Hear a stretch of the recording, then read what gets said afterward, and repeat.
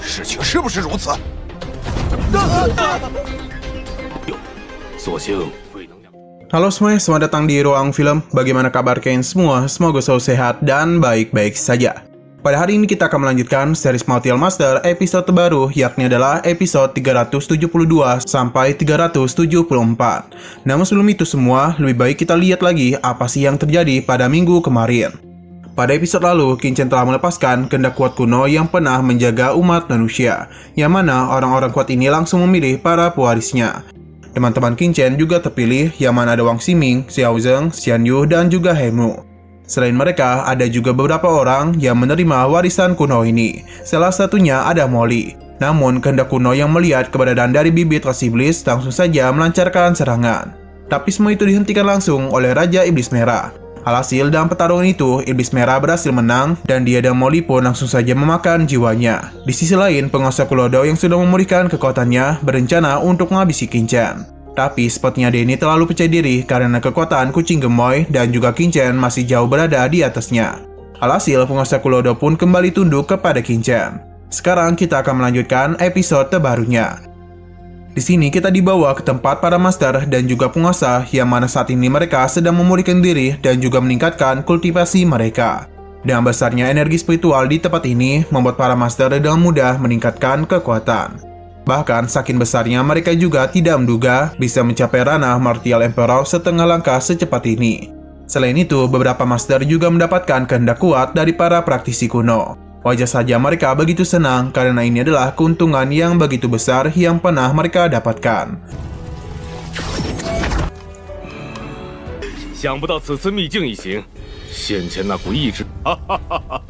Setelah puas dengan pencapaian yang mereka dapatkan, beberapa master pun akan segera pergi meninggalkan tempat ini.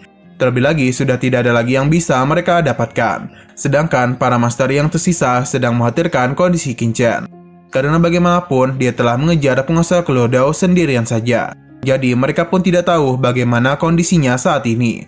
Wajar saja mereka begitu khawatir karena penguasa Kulodao mengenal baik alam rahasia iblis. Selain itu, dia juga masih memiliki kemampuan yang begitu mengerikan. Karena itu semualah mereka begitu khawatir dengan Qin, bisa saja dia malah masuk ke dalam perangkap. Di saat semua orang mengkhawatirkan kondisi Qin, terlihat Raja Tandara merasa kesal kepada penguasa Kulodao. Karena Qin itu masih hidup. Tak begitu lama, Qin pun datang menghampiri mereka. Para master tentu sangat senang melihat kehadiran Qin yang sehat dan sama sekali tak menerima luka. Raja Tandara segera menemuinya untuk memberitahu kesenangannya setelah melihat tuannya kembali. Sebenarnya dia itu ingin langsung pergi untuk memberikan bantuan. Qin sama sekali tidak percaya dengan perkataannya.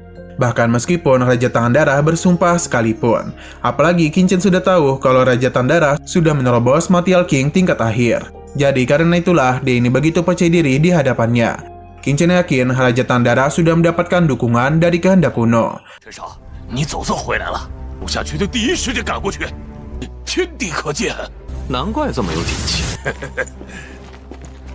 Liu Tai menanyakan apa yang sebenarnya telah terjadi. Berhubung mereka tidak tahu, jadi Qin mulai menjelaskan kalau dirinya ini tak sengaja menerobos masuk ke area terlarang dan juga melepaskan kehendak kuat kuno yang pernah menjaga umat manusia. Hal itu membuat mereka terkejut karena semua ini bisa terjadi adalah ulah dari Qin. Namun mereka ini masih penasaran dengan kondisi penguasa Kulodao. Qin menenangkan mereka karena mulai sekarang penguasa Kulodao tak akan berani membahayakan dinasti mereka. Para master bisa menganggap penguasa Kulodao telah meninggoy. Berhubung Qin baik-baik saja, jadi para master pun akan pamit pergi. Sedangkan sisa-sisa dari dua dinasti ini akan mereka serahkan kepada Qin.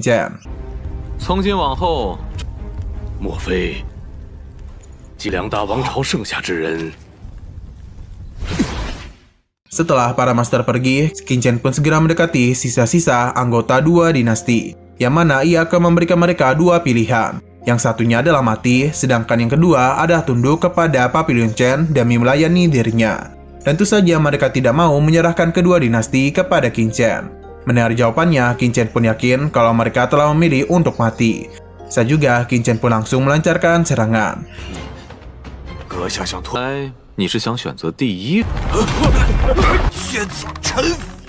Sadar kalau kekuatan Qin Chen jauh berada di atas mereka, jadi keempat orang ini pun memilih untuk menyerah dan akan memberikan kedua dinasti kepada Qin Chen. Mereka juga akan tunduk kepada Papilion Chen. Qin Chen merasa sangat puas dengan jawaban mereka, tapi untuk memastikan mereka tidak berkhianat, dia pun memasang segel penekan jiwa. Qin Chen akan menyerahkan tugas penyatuan dua dinasti kepada Raja Tangan Darah. Hal itu sempat membuatnya terkejut karena Qin Chen memberikan tugas yang begitu besar kepadanya. Qin Chen sempat mengira kalau Raja Tangan Darah tidak mampu, tapi hal itu segera dibantahnya dan berjanji akan menjalani tugasnya dengan baik. Di sini Liu Tai masih penasaran dengan kondisi penguasa Kulou Dao. Karena mereka begitu penasaran, Qin Chen pun meminta penguasa Kulou Dao untuk keluar. Melihat sosoknya yang masih hidup benar-benar membuat mereka terkejut, apalagi setelah mengetahui Qin Chen telah menjadi tuannya.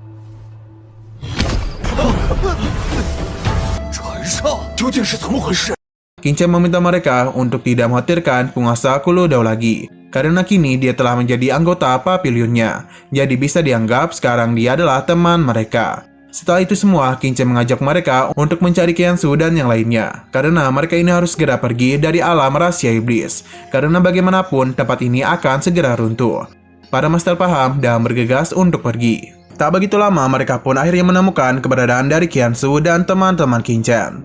Tak ingin membuang begitu banyak waktu, Qin Chen pun segera menemui mereka. Melihat kedatangan dari Qin Chen, Qiansu pun segera memeluknya. Apalagi dia ini saat lega melihat Qin Chen baik-baik saja.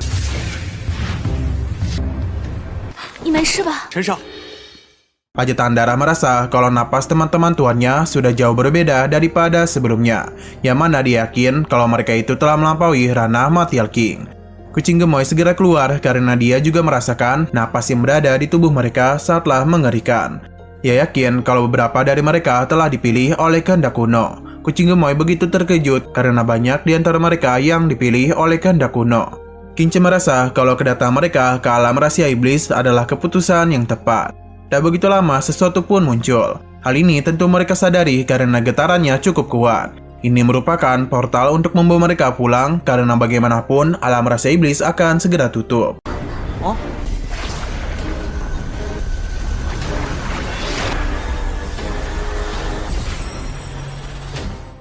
Tak begitu lama mereka pun pergi dan akhirnya kembali pulang juga. Orang-orang yang melihat hal itu merasa lega karena akhirnya alam rahasia iblis kembali terbuka. Namun ada di antara mereka yang cukup khawatir. Karena setiap alam rahasia terbuka, maka tanah 100 dinasti mereka pasti akan mengalami perubahan yang besar. Dan itu, perubahan juga akan terjadi pada 7 dinasti besar. Tapi ada juga dari mereka yang tidak setuju. Karena mungkin malah dinasti menengahlah yang akan mengalami perubahan besar. Tak begitu lama, Ding Qiansu pun tiba untuk melihat para praktisi yang pulang dari alam rahasia iblis. Orang-orang yang melihat kedatangannya cukup terkejut karena setelah berbulan-bulan tidak muncul, napas dari penguasa kebun raja obat ini telah berubah, bahkan juga sangat mengerikan. Mereka tahu betul kalau tujuan Ding Qiansu kemari pasti adalah orang-orang dari dinasti Wei. Kemungkinan besar ada seseorang yang telah membuat Ding Qiansu marah besar, sampai-sampai membuat dia mengeluarkan kekuatan sebesar ini. Semua orang pun tak ingin membuat masalah kepadanya.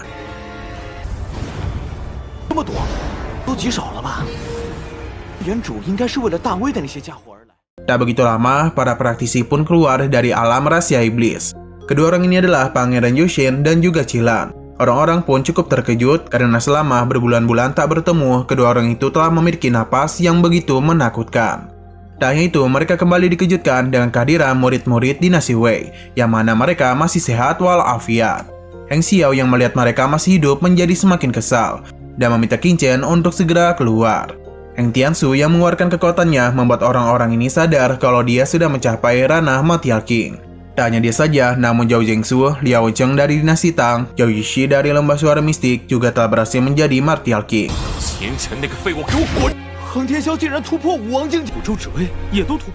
Tak ingin berbasa-basi, Heng Tianxiao yang melihat para murid dinasti Wei segera melancarkan serangan. Namun serangannya itu berhasil dihentikan oleh seseorang yang mana itu adalah Tianyi dan Nushua.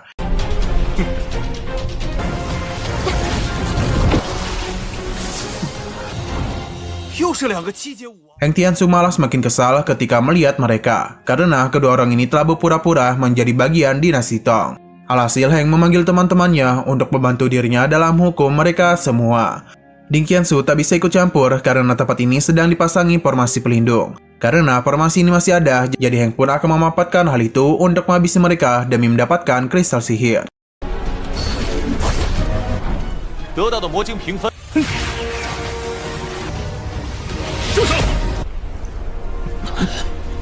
Untung saja sebelum pertarungan ini terjadi sudah berhasil menghentikan perselisihan mereka.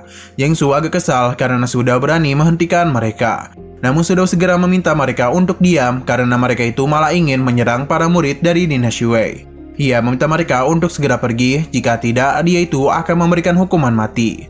Ia juga meminta maaf kepada murid dinasti Wei karena tadi itu hanyalah sebuah kesalahpahaman saja.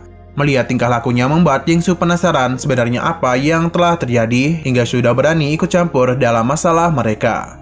Sudah waktu memanfaatkan perbuatan dari Zhao Zhengsu, asalkan dia itu ikut pergi bersama dirinya dan juga tak akan membuat masalah kepada dinasti Wei. Padahal itu Heng Tiansu pun mentertawakan Zhao Zhengsu karena temannya itu malah menjadi seorang pengecut. Ia pun penasaran tindakan apa yang akan Zhao Zhengsu lakukan, apakah dia itu akan menuruti perkataan dari Su Dao. Tak ingin dibuat malu, tentu saja Zhao Zhengsu tak ada niatan untuk mendengarkan perkataan Su Dao, karena dia itu bebas melakukan apa saja. Saat juga Heng Tianxiao kembali mengajak teman-temannya untuk melancarkan serangan. Namun siapa sangka kalau Heng dan Yuan Cheng tak melancarkan serangan kepada Su Dao, melainkan kepada murid dari dinasti Wei. Untung saja ketika juga Qin Chen dan para pemimpin dinasti Wei pun datang, dan langsung membuat mereka terpental.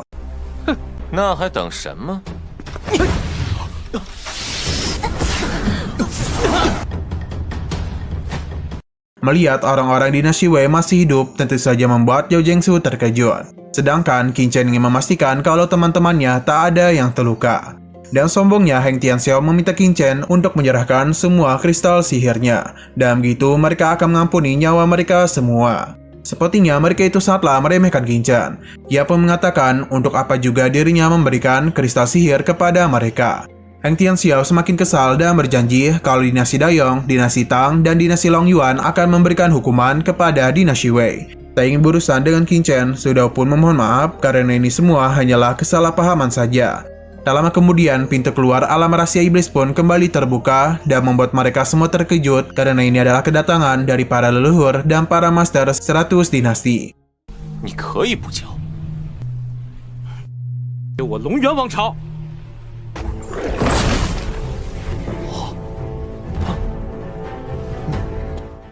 Ding Qiansu terkejut ketika merasakan napas mereka, karena Li Xuanji dan juga para master lainnya telah berada di ranah Emperor setengah langkah. Ding Qiansu tak habis pikir bagaimana bisa kekuatan mereka meningkat sepesat ini. Bahkan ada lebih dari 10 tetua yang berada di ranah Martial King. Melihat kedatangan leluhur mereka membuat Heng Tianxiao dan yang lainnya senang, karena dan kedatangan mereka sudah akan diberikan hukuman karena telah membela Qin Chen. Tapi ketika juga para leluhur justru mendekati Qin Chen untuk memberikannya pujian. Tidak itu, berkat dia jugalah mereka ini bisa baik-baik saja. Sang Guan Lu juga sangat berterima kasih kepadanya, karena jika tanpa bantuan Qin Chen, mungkin mereka ini tak bisa kembali hidup-hidup. Apalagi dalam penjelajah mereka kali ini, ada begitu banyak kejadian yang sangat berbahaya. Ding Qiansu sadar betul kalau Qin Chen pasti telah melakukan sesuatu. Ia pun merasa lega karena para leluhur tak berbuat macam-macam kepada Qin Chen. Di sini para leluhur menanyakan kehadiran dari Heng Tianxiao dan yang lainnya. Sudah berusaha untuk menjelaskan, yang mana hal ini seketika saja membuat para leluhur marah kepadanya. Karena Zhao Zhengsu dan yang lainnya malah berani berbuat masalah kepada Qin Chen. Mereka pun ingin mendengarkan langsung penjelasan dari mulut mereka. Mau tidak mau, Zhao Zhengsu pun ingin menjelaskan. Tapi ketika juga para leluhur kembali memberikan tekanan kepada mereka bertiga. Alhasil mereka pun memohon ampun kepada Qin Chen. Tak hanya mereka saja, namun sebagai leluhur, mereka begitu malu dengan perbuatan dari keturunannya. Alhasil mereka pun meminta maaf kepada Qin Chen. Apalagi mereka tak ingin kejadian ini membuatnya marah. 事情是不是如此？ 所幸未能酿成。 Xiao Chuan juga merasa sangat bersalah dan berharap Qin Chen tak marah kepada mereka.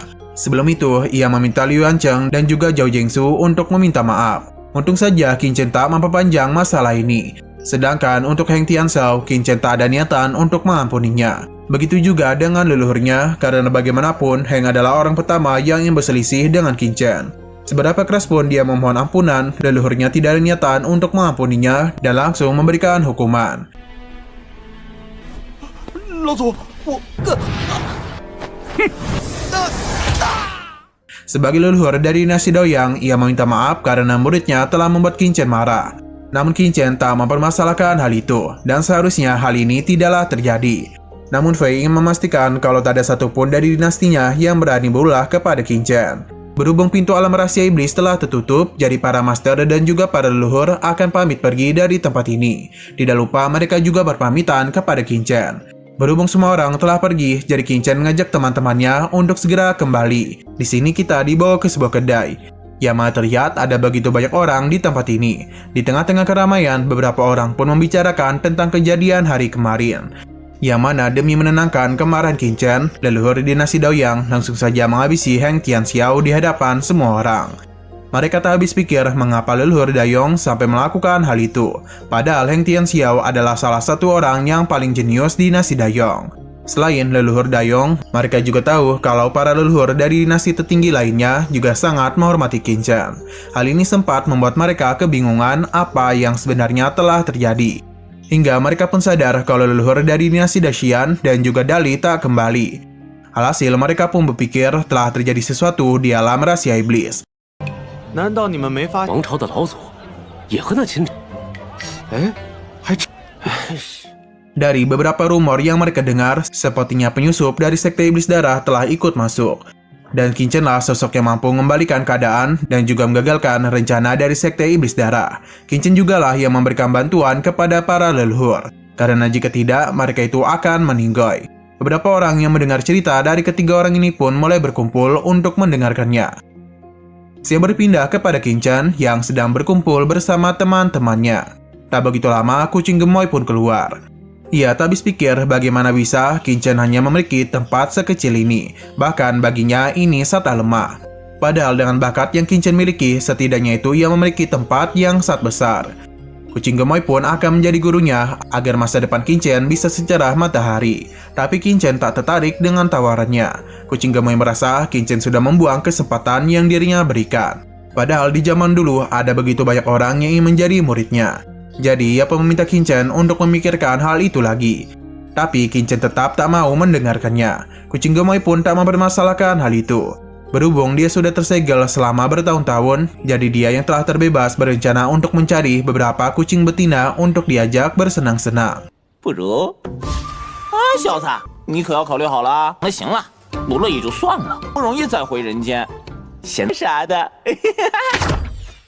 Berhubung kucing gemoy sedang mencari bini, jadi Qin Chen langsung mengadakan rapat. Karena kekuatan mereka sudah meningkat dengan pesat, jadi Qin Chen merasa ini adalah waktu yang tepat bagi Papilion Chen untuk kembali bangkit. Jadi ia mengajak teman-temannya untuk membuka Papilion Chen di seluruh tanah 100 dinasti. Teman-teman Qin Chen paham dan akan melakukan semua perintahnya. Qin Chen akan menjadikan tanah 100 dinasti sebagai pijakan pertamanya untuk bangkit. 接下来，时间内便将陈地阁开这百朝之地。 Setelah semua orang pergi, Raja Tandara langsung memberitahu kalau dua dinasti besar telah berhasil dirinya ambil alih. Qin Chen memuji kerja bagusnya. Selang beberapa saat, Papilion Chen langsung melakukan perekrutan besar-besaran kepada para murid. Saking ramainya orang-orang yang mendaftar, antriannya pun terlihat sangat panjang.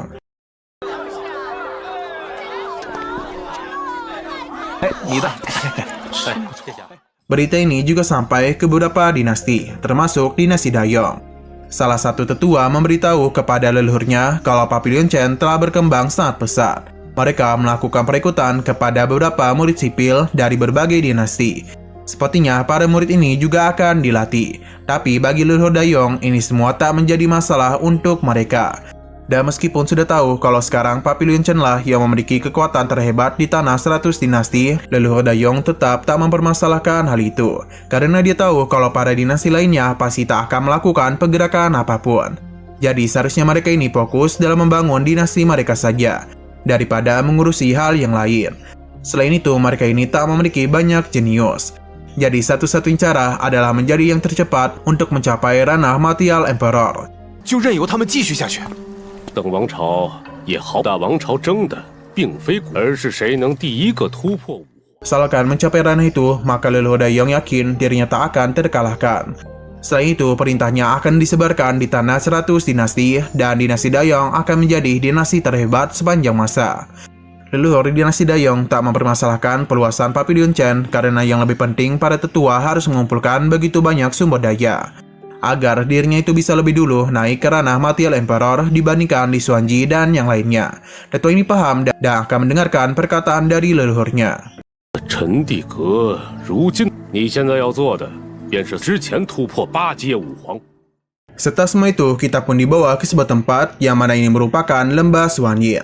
Bisa terlihat kalau Jiwei sedang berada di tempat ini. Salah satu tetua mengingatkan kepada para murid kalau pendiri lembah Xuanyin adalah seorang pelayan di Istana Kabut. Yang mana ketika itu, leluhur mereka telah melanggar peraturan dan diusir dari Istana Kabut. Alhasil, leluhur mereka pun melakukan perjalanan ke negeri 100 dinasti. Seiring berjalannya waktu, leluhur mereka pun memutuskan untuk mendirikan lembah Xuanyin. Sebelum kepergian leluhur mereka, dia itu telah meninggalkan Liontin Batu Giok. Tak hanya itu, ia juga telah memberikan sebuah ramalan tentang seorang jenius yang akan menjadi penerusnya di lembah Xuanyin. Dan jenius itulah yang berhak mendapatkan Liontin Batu Giok. Dan menggunakan Liontin itu, maka mereka bisa masuk ke Istana Kabut. Setelah menunggu sangat lama, akhirnya lembah Xuanyin mendapatkan jenius yang ditakdirkan, yang tentu saja itu adalah Jiwei. Dan usianya yang masih di bawah 20 tahun, kekuatannya itu sudah berada di ranah Martial King. Tetua ini pun berencana segera membawa Jiwei ke Istana Kabut di wilayah utara. Ia yakin tak lama lagi seluruh negeri ratusan dinasti akan diinjak-injak oleh lembah Xuanyin. Jiwei berjanji ketika dirinya kembali, Qin Chen pasti akan mengagumi dirinya. Tak begitu lama mereka pun segera pergi. 告知我玄阴谷创始人终于出现了紫薇这样，是我便带紫薇前往北，都将被我玄阴谷踩在脚。 Sedangkan di sisi lain, Qin Chen bersama dengan penguasa Kulau Dao telah sampai di sebuah tempat, yang mana mereka itu sedang mencari di mana letak pemimpin sekte iblis darah berada. Penguasa Kulau Dao ingat betul kalau ini adalah tempat yang tepat. Selain itu, makam dari pemimpin sekte Blood Demon juga berada di sini. Penguasa Kulau Dao menjelaskan kalau sektenya telah diserang habis-habisan oleh pemilik Papiliun Pil dan juga pemilik Tanah Suci Darah. Hal itu membuat pemimpin mereka terpaksa menggunakan teknik rahasia untuk menahan para musuh. Formasi itu harus mengorbankan tubuh pemimpin mereka. Jadi bisa dikatakan kalau basis inti dari sekte Blood Demon telah disegel di pegunungan ini. Qin Chen tak ingin membiarkan pemimpin sekte iblis darah bangun, karena jika hal itu terjadi maka bisa dipastikan umat manusia akan mendapatkan bencana besar. Qin Chen harus segera menemukan mayatnya agar benar-benar bisa memusnahkannya. Setelah juga, Qin Chen dan penguasa Kulau Dao pun melanjutkan perjalanan. Di tengah perjalanan, penguasa Kulau Dao bisa merasakan kalau mereka sudah semakin dekat. 核心驻地，必须找到它的躯体。教主的沉睡之地就在山谷。 Baru saja tiba, mereka ini sudah bisa merasakan bau darah yang begitu kental. Dan benar saja di depan mereka itu begitu banyak jasad dari para manusia. Melihat apa yang terjadi membuat penguasa Kulau Dao sangat terkejut karena ini merupakan metode haus darah.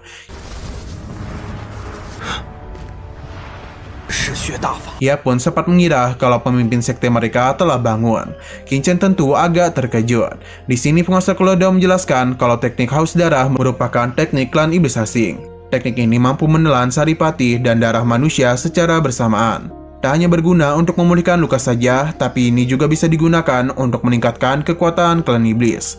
Semakin kuat manusia yang mereka hisap, maka semakin banyak juga kekuatan yang mereka dapatkan. Selain itu, kebencian yang ditimbulkan oleh umat manusia akan semakin kuat sebelum kematian mereka. Hal ini akan membuat para iblis tenang untuk memakannya. Qin Chen sempat menduga kalau ini adalah ulah dari penguasa Kulau Dao. Namun penguasa Kulau Dao tak membenarkan hal itu, karena untuk memulihkan kekuatannya, dia itu hanya perlu berbaring saja. Dan dia ini tidak pernah menggunakan kekuatan haus darah kepada umat manusia. Qin Chen paham dan meminta untuk membawa dirinya ke tempat pemimpin sekte iblis darah berada. Tak begitu lama mereka pun tiba, dan sekali lagi penguasa Kulau Dao kembali terkejut, karena larangannya sudah terbuka.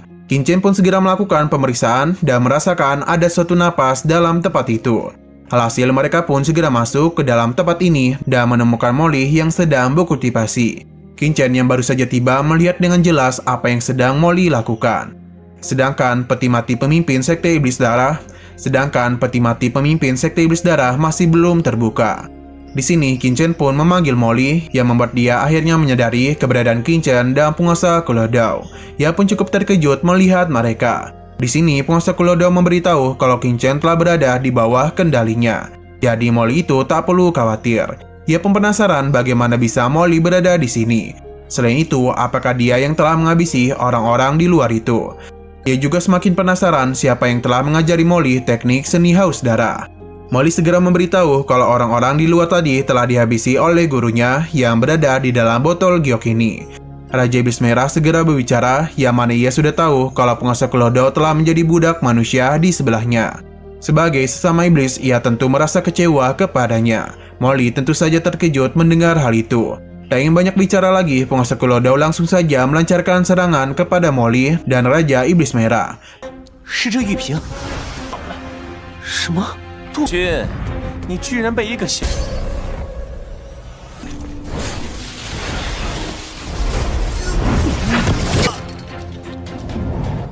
Namun siapa sangka Molly masih bisa menahan serangan dari penguasa Kulodao berkat bantuan dari Raja Iblis Merah. Mereka berdua pun menjadi semakin marah kepada penguasa Kulodao. Di sini penguasa Kulodao penasaran sebenarnya siapa yang berbicara dari botol giok itu. Sambil tertawa, Raja Iblis Merah tak menduga kalau Yongye tak tahu dirinya. Berhubung kita sudah tahu nama sebenarnya dari penguasa Kulodao, jadi mulai sekarang kita akan memanggilnya sebagai Yongye. Raja Iblis Merah penasaran bagaimana bisa Yongye tak mati ketika pertempuran kuno terjadi. Namun bukannya bebas, dia itu malah menjadi budak dari King Chen. Dan hal ini sangatlah memalukan. Akhirnya Yongye pun sadar kalau yang berbicara ini adalah Raja Iblis Qian. Qian merasa senang karena akhirnya Yongye bisa mengingat dirinya. Berhubung mereka berdua berasal dari klan iblis asing, jadi dia pun akan memberikan bantuan untuk menghabisi King Chen. King Chen sama sekali tidak tahu siapa dia. Yang jelas, dia ini tidak akan berdiam diri saja ketika ada yang menyerang dirinya. 丢尽了我异魔族的脸，是赤炎魔君。你总算想起来，本魔君今日就替你将这哪儿来的东西。 Namun serangan King Chen ternyata tak bisa mengenai Qian. Ia memberikan pujian kepada King Chen karena memiliki kekuatan yang lumayan hebat. Tapi di hadapan dirinya semua ini belum cukup jika ingin mengalahkan dirinya. Alhasil pertarungan pun kembali lagi terjadi.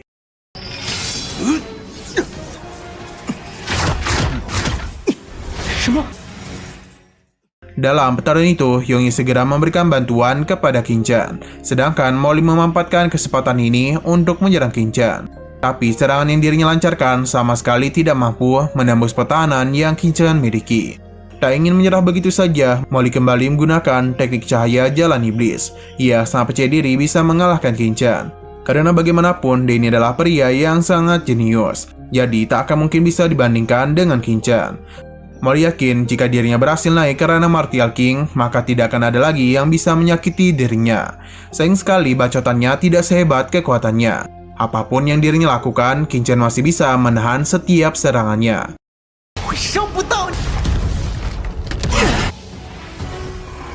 Karena Molly sudah puas melancarkan serangan, maka kini giliran King Chen lah yang akan melancarkan serangan kepadanya.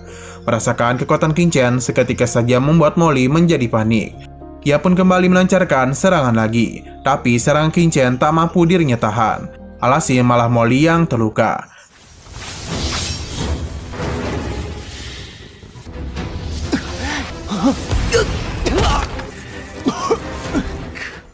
Tak berhenti sampai di situ saja, King Chen kembali melancarkan serangan kepada Raja Iblis Qian. Sayang sekali, meskipun serangan King Chen cukup dahsyat, namun di hadapan Raja Iblis Qian, hal itu tidak ada apa-apanya. Karena King Chen sudah sangat berani menyerang dirinya, maka dia pun berjanji akan menghabisi King Chen. Bentrok kekuatan di antara mereka cukup hebat sampai-sampai membuat Raja Iblis Qian terkejut. Karena bagaimana bisa Martial King tahap menengah bisa menghadapi dirinya. Ia tidak tahu sejak kapan kekuatan manusia menjadi begitu menakutkan.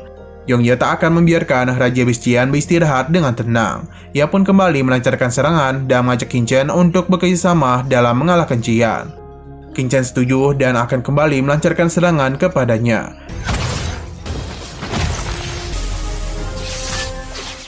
Di tengah pertarungan itu, Yongye penasaran kemana Qian membawa pergi ketua sektenya. Qian tak tahu apa yang dia katakan, karena sejak dirinya datang kemari, peti itu sudah kosong.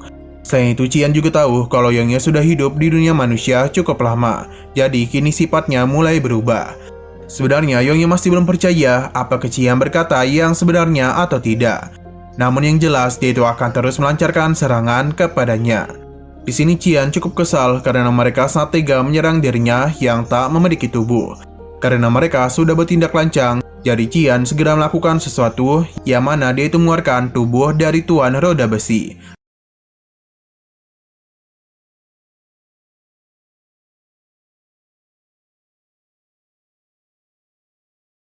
Tanpa banyak bicara, Qian langsung merasuki tubuh ini agar dirinya bisa melancarkan serangan sesuka hatinya.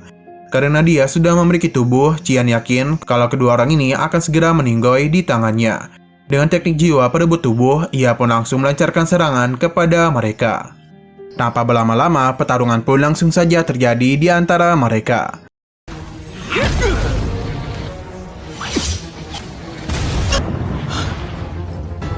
Qian yang sudah mendapatkan tubuh fisik benar-benar sangat sulit untuk dikalahkan. Bahkan serangan gabungan Qin Chen dan juga Yongye tak bisa melukainya. Tentu saja mereka harus mencari cara lain agar bisa mengalahkan Qian. Di sini Qian begitu senang karena akhirnya dia itu sudah berhasil mengendalikan tubuh fisiknya. Jadi kali ini giliran dialah yang akan melancarkan serangan. Tentu saja Qin Chen maupun Yongye tidak ada niatan untuk menyerah dan pertarungan pun kembali terjadi lagi di antara mereka.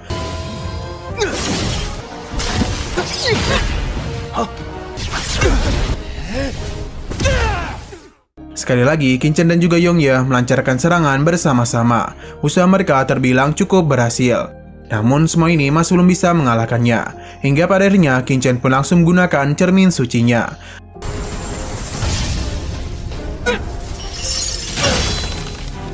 Akhirnya, setelah melancarkan serangan gabungan, mereka pun berhasil melukai tubuh fisik dari Qian. Hal ini tentu saja membuat dirinya menjadi sangat kesal dan langsung saja menargetkan Qin Chen. Namun serangan itu masih mampu Qin Chen tahan. Qian cukup terkejut karena sangat jarang ada manusia yang bisa menahan serangannya barusan. Ia pun yakin kalau Qin Chen memiliki pertahanan yang cukup baik. Berhubung dia telah memblokir serangan dari harta iblisnya, maka Qian berencana untuk mengambil alih tubuh Qin Chen. Karena dia yakin dan tubuhnya itu kejayaannya di masa lalu akan kembali terulang. Tak ingin membiarkan hal itu terjadi, penguasa Klodo pun langsung meminta Qin Chen untuk menggunakan tungku penekan iblisnya.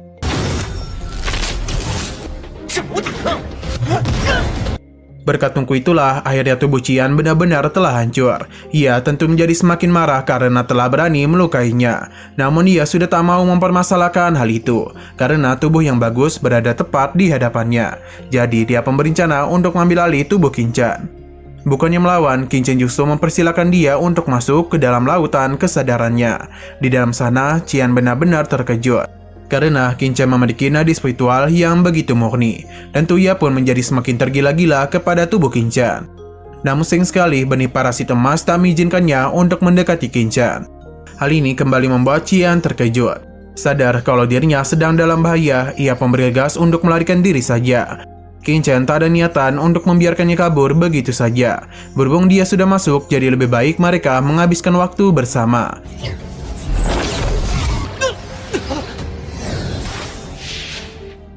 Serangan yang Qin Chen lancarkan membuat Qian tak bisa pergi kemana-mana. Namun meskipun begitu, dia sama sekali tak takut. Karena meskipun Qin Chen memiliki benih parasit dan juga memiliki kekuatan yang hebat, tapi perlu diingat juga kalau suatu hari nanti benih parasit ini akan mengambil alih tubuhnya. Ketika hal itu terjadi, maka Qin Chen hanya akan menjadi budak dari ras iblis asing. Qian kembali melancarkan serangan, tapi kekuatan jiwa yang Qin Chen miliki begitu kuat, jadi sangat sulit untuk dirinya hancurkan. Selain itu, Qin Chen kembali melancarkan serangan.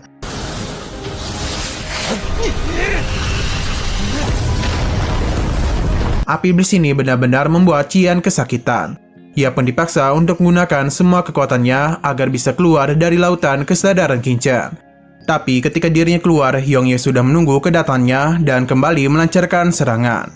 Qian benar-benar tak diberikan waktu untuk beristirahat. Karena selain Yongye, Qin Chen juga kembali melancarkan serangan dan kembali penekan iblisnya.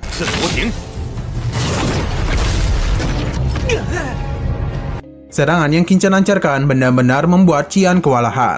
Ia yang sadar tak akan bisa menang memutuskan untuk segera pergi dari tempat ini. Namun ia berjanji kalau di pertemuan selanjutnya dia itu akan menghabisi mereka. Qin Chen cukup kesal karena Qian berhasil melarikan diri dari hadapannya. Apalagi Yongye memberitahu kalau botol giok yang Qian gunakan merupakan harta karun dari ras iblis asing. yang mana hal itu mampu membawa mereka berpindah tempat dengan begitu cepat. Qin Chen tak ada niatan untuk melepaskan mereka dan segera melakukan pengejaran. Bisa terlihat kalau Raja Bestian terus menggunakan kemampuan ruangnya agar mereka bisa pergi lebih jauh lagi. Tapi sayang sekali dirinya sudah menggunakan terlalu banyak kekuatan. Mungkin sebentar lagi dirinya itu akan segera tertidur. Molly tentu menjadi sangat panik. Qian menenangkannya dan meminta untuk membawa mereka pergi lebih jauh lagi. Dan lebih baik mereka ini pergi meninggalkan tanah 100 dinasti, karena tempat ini terlalu mengerikan. Pada akhirnya Qian pun kembali tidur, sedangkan Molly segera pergi sesuai dengan apa yang dikatakan oleh Qian. Beberapa saat kemudian Qin Chen dan juga Yongye pun tiba di hutan yang sama. Namun kali ini mereka harus kehilangan jejak dari Qian. Seberapa keras pun Qin Chen mencoba mencarinya, dia itu tetap tak bisa merasakan keberadaannya.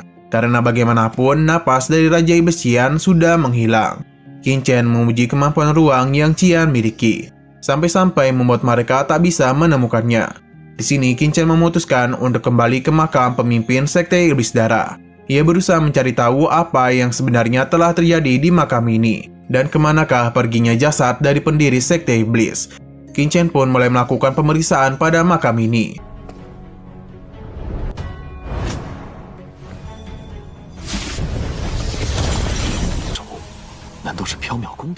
Di sini Qin Chen cukup terkejut karena ada telapak larangan penyegel yang mana seharusnya berasal dari istana Piao Miao.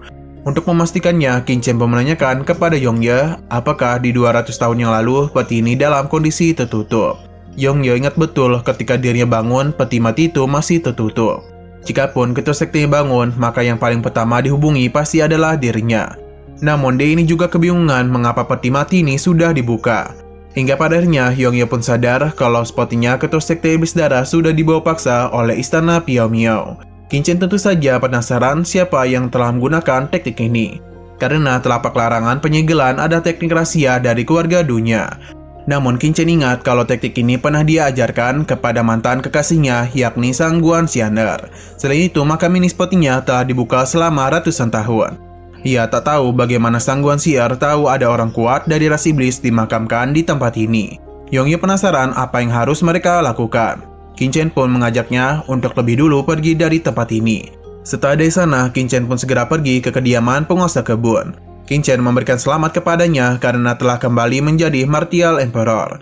Seberapa keras pun penguasa kebun menyembunyikan kekuatannya, semua ini masih bisa Qin Chen rasakan. Qin Chen juga tahu dengan kekuatannya sekarang, Domain Beitian tak akan bisa melatih seseorang seperti penguasa kebun. Selain itu, Qin Chen juga sudah lama tahu kalau penguasa kebun berasal dari Domain Wu. Hal ini sempat membuat penguasa kebun terkejut, karena ia sama sekali tak pernah memberitahu hal ini kepada siapapun. Namun semua rahasianya sudah diketahui oleh Qin Chen. Bahkan dia juga tahu kalau orang yang telah melukai penguasa kebun adalah murid dari istana Piao Miao. Perkataan Qin Chen semakin membuat penguasa kebun marah sampai-sampai dia tak sadar telah mengeluarkan kekuatannya.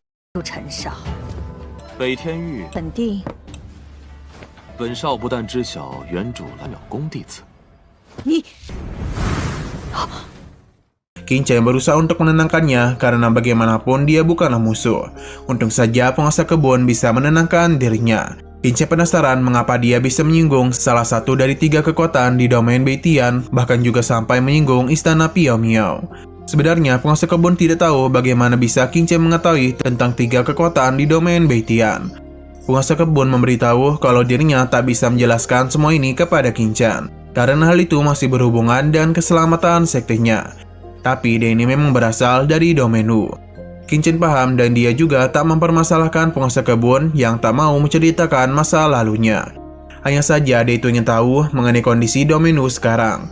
Penguasa kebun obat menceritakan segalanya kepada Qin Chen. Setelah mendengarkan semua itu, membuat Qin Chen terkejut karena dia tak menduga kalau istana Piao Miao telah menjadi kekuatan nomor 1 di Domain Wu. Bahkan Papillon Pill dan juga Ranah Suci Bloodline berhasil mereka tundukkan. Qin Chen berterima kasih atas informasi yang penguasa kebun berikan. Karena dia ini berencana untuk pergi ke Papillon Pill Domain Beitian. Selama dirinya pergi, Qin Chen akan menyerahkan Papillon Chen kepadanya. Penguasa kebun menenangkannya dan akan memastikan kalau Papillon Chen akan baik-baik saja. Qin Chen tak ingin meminta bantuan secara gratis. Jadi dia pun akan memberikan teknik pemulihan jiwa yang mana hal itu dapat memulihkan kultivasi sampai ke puncak. Pengusaha obat tentu menerima pemberian dari Qin Chen, dan saat juga proses pun dimulai. 陈少放心，只要有。 本少不会让袁快恢复到曾经的巅峰修为。 Penguasa kebun begitu senang dan berjanji akan memberikan bantuan kepada Qin Chen. Setelah semua ini, Qin Chen pun segera pergi. Sedangkan penguasa kebun masih kagum dengan kekuatan dari Qin Chen. Tapi ia masih penasaran mengenai hubungannya dengan istana Piao Miao. Ia pun berencana untuk kembali ke sana dan melakukan penyelidikan.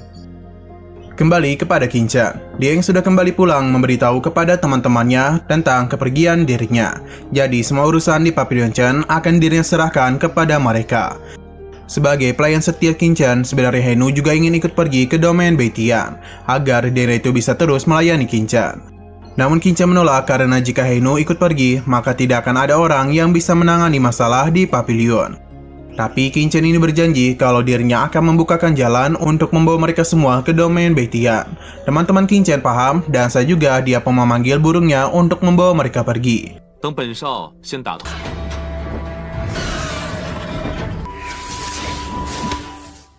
Setelah burungnya tiba, Qin Chen pun berpamitan kepada teman-temannya karena mereka itu akan segera pergi.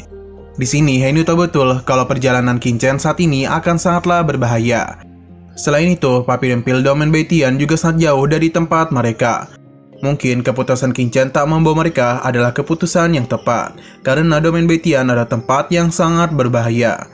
Sedangkan bagi Qin Chen, 100 dinasti ini masih terlalu kecil bagi dirinya. Maka karena itulah dia memilih untuk mencari sesuatu yang baru. Kembali kepada Qin Chen, tak terasa mereka ini sudah melakukan perjalanan selama 2 bulan. Dan selama 2 bulan ini jugalah Qin Chen tak pernah berhenti berkultivasi sepanjang jalan. Tidak heran mengapa Qin Chen bisa sekuat itu. Bahkan Xing Feng yakin kalau di dunia ini hanya ada beberapa orang saja yang bisa menyaingi kekuatan Qin Chen. Mereka berdua sepakat kalau Qin Chen bukan hanya sekedar jenius saja, namun dia juga berjuang dengan sangat keras untuk meningkatkan kemampuannya. Tidak heran mengapa dia begitu kuat di usia yang semuda ini. Xing Feng merasa dalam 1 bulan ke depan mereka akan sampai di kekaisaran terdekat. Jadi ketika itulah mereka baru bisa berteleportasi menuju Pavilion Pil di domain Beitian untuk bertemu dengan guru mereka. Selain itu, mereka juga berharap bisa menemukan guru ini di domain Nanhu saja. 之下又有多少天骄少能有这般实力的皇级势力了？借 Di saat perjalanan terus berlanjut, tak begitu lama Qin Chen pun akhirnya sudah bangun dari latihannya. Xing Feng lega karena Qin Chen sudah selesai berkultivasi. Begitu juga dengan Xian Yu. Xing Feng memberitahu kalau sekarang mereka berada di daerah Danau Tianlong, yang merupakan salah satu danau terbesar di domain Beitian. Menurut legenda, pada ribuan tahun yang lalu telah lahir Martial Emperor yang sangat kuat dan Bloodline Naga Surgawi. Masa itu bertemu dengan para musuh di domain Beitian. Pertarungan hebat terjadi di antara mereka sampai-sampai di domain Wu, yang mana hal itu pun menyebabkan para musuh-musuh yang kuat ini terluka parah. Sedangkan Master ini juga terluka dan memutuskan untuk mundur. Seiring berjalannya waktu, ia pun mendirikan desa bernama Desa Tianlong. Namun sayang sekali di pertarungan sebelumnya, akarnya itu telah terluka dan menyebabkan dia harus menghembuskan napas terakhir. Tapi sebelum kematiannya, dia itu merendamkan diri di Danau Tianlong dan harapan dirinya bisa menjadi arwah di tempat ini untuk menjaga kedamaian di desanya. Berkat kedamaian yang dirinya ciptakan telah membuat Desa Tianlong jatuh ke tangan kekuatan tingkat raja dan bangkit kembali. Qin Chen mencoba memastikan hal itu. Dan ternyata memang benar kalau di danau ini memiliki kekuatan hukum air yang begitu kuat. Jika ada master beratribut air, maka dia bisa menguasai hukum Danau Tianlong untuk menjadi pemahamannya sendiri. Jika mencapai ranah Martial Emperor, maka danau ini sangat cocok untuk membantu mereka meningkatkan kekuatan. Di tengah perjalanan itu, mereka pun merasakan kehadiran dari seseorang yang mana dia itu bergerak dengan sangatlah cepat. Tak begitu lama mereka pun berpapasan dengan seorang tetua, yang mana tetua ini juga melihat keberadaan dari kelompok Qin Chen. Di sini Qin Chen tahu betul kalau tetua tadi tidaklah lemah, karena dia itu telah mencapai ranah Martial Emperor setengah langkah. Kemungkinan dia adalah master dari Desa Tianlong. Tapi mereka penasaran jika orang itu memang kuat, maka mengapa dia itu berusaha untuk pergi. Selain itu juga, tetua ini terlihat telah terluka. 赶紧避开！ 莫非是天龙寨的高手？ 又是谁打伤的他？ Sadar kalau tetua ini telah melarikan diri, maka Qin Chen yakin kalau di hadapan mereka pasti ada seseorang yang sangatlah berbahaya. Jadi mereka itu harus tetap waspada. Dan benar saja ketika juga beberapa orang kuat pun kembali datang. Qin Chen berusaha untuk menghindari mereka, namun orang-orang itu telah lebih dulu melihat keberadaan kelompok Qin Chen. Jadi mereka pun berusaha untuk menghentikannya. Seberapa cepat pun burung Qin Chen terbang, gadis ini masih bisa mengejar mereka, dan pada akhirnya kelompok Qin Chen pun tak bisa kemana-mana lagi.